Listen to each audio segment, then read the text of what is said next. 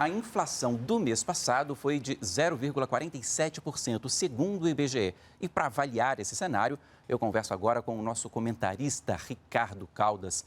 Boa noite, professor. É uma desaceleração, né, em relação aos meses anteriores aqui desse nosso ano, mas ela continua alta. Esse é o resumo. Explica para a gente.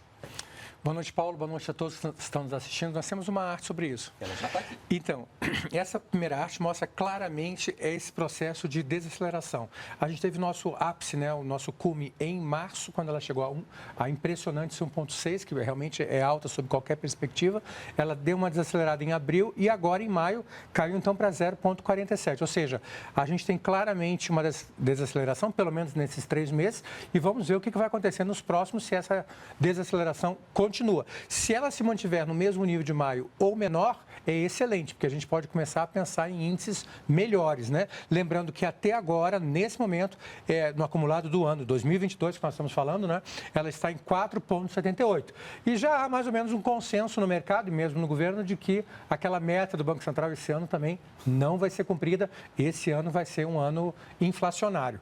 E com esse cenário aqui, professor, já é possível aí apontar uma tendência? A gente começou ali com 0,54, subiu para 1, passou de 1 ali, como o senhor bem falou, 1,62 em março aqui, e agora reduziu para 0,47. A gente ficaria ali entre isso, menos de 1, mais de 1 em 1. Tem uma tendência?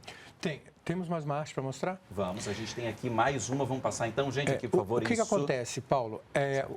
O que acontece é que a razão dos aumentos, ela vai mudando com o tempo, né? Então, nós temos os vilões, que são mais ou menos fixos, que a gente já conhece, que é basicamente transporte e alimentos. E a inflação acaba virando, né, circulando em torno disso. Agora, quais são as novidades? As novidades é que o que contribuiu para a redução da inflação em maio, e essa é uma tendência, de acordo com a sua pergunta, né, respondendo a sua pergunta, é que o item habitação, especialmente energia elétrica, que era um dos grandes puxadores da inflação, um dos grandes vilões, agora é o contrário, virou um mocinho, porque com a mudança de bandeira, agora a energia elétrica ela puxa a inflação para baixo, né? Então ela foi um fator positivo. A alimentação, que gerou aumento em meses anteriores, agora diminuiu também em função da nova entrada de produtos. Não vamos esquecer que o governo zerou a tarifa de vários produtos importados e isso é extremamente benéfico. Por exemplo, laticínios, você já encontra produtos importados por menor valor. Se a gente comparar, por exemplo, Paulo, que também era a sua pergunta,